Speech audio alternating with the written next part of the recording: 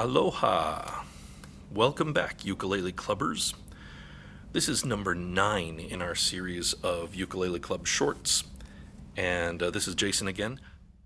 I thought you might start getting a little tired of watching me and my office in these videos, so I'm going to start showing you some other parts of the library. Like probably most libraries, the Wood County Library has books about music. We have music on compact disc, documentaries about music, and concert films. Also, unlike some libraries, we have ukuleles that you can check out. Today, Sheri's going to demonstrate how to transition smoothly and easily between the basic first position C, F, and G7 chords. First position on a stringed instrument just means the place where all your fingers are closest to the tuning pegs and farthest from the body of the instrument. This time we're using G7, but as always, what we're trying to show you here are the easiest ways to get started, as well as approaches that you may not have tried before. We think you should try not to make things difficult for yourself when you're learning a new skill. Make the task as easy and straightforward as possible, and you maximize your chances of success.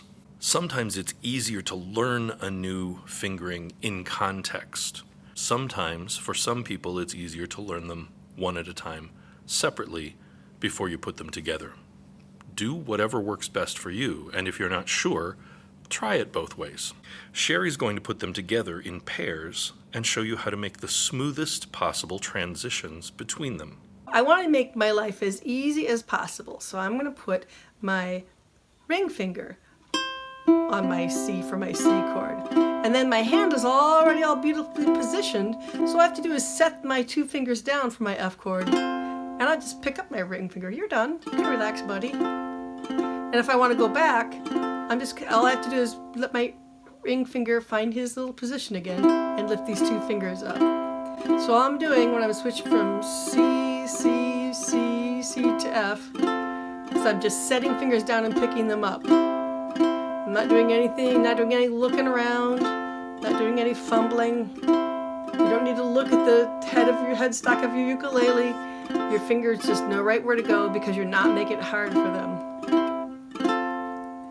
Keep going back and forth for a while between C and F, but be gentle on yourself. Now, if I want to go from an F to a G7, I'm always thinking about where I'm going and what I can leave planted, so I do as little work as possible.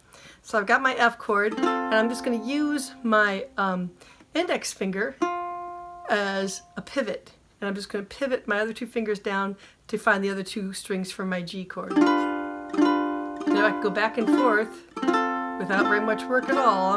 All I'm doing is moving one finger and picking another finger up. My hand is very relaxed. I'm hardly doing any work at all.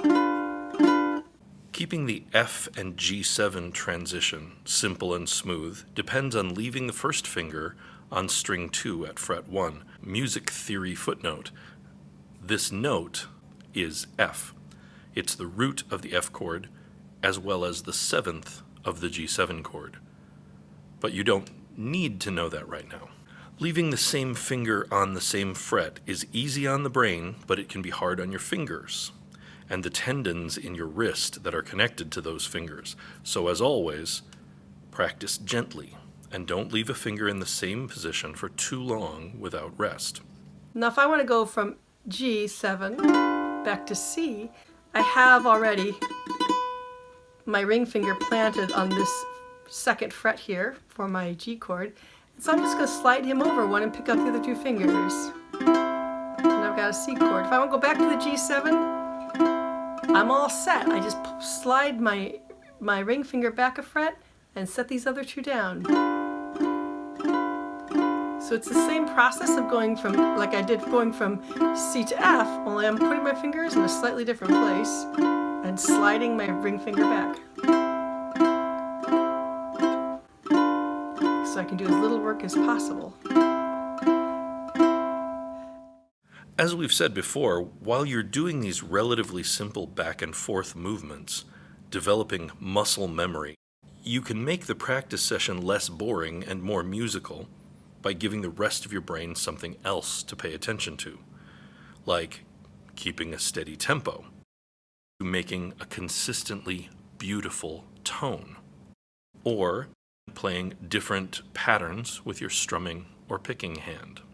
One of the keys to good practice is always making music, practicing in a musical way, even if what you're doing is simple. Aloha and Happy New Year.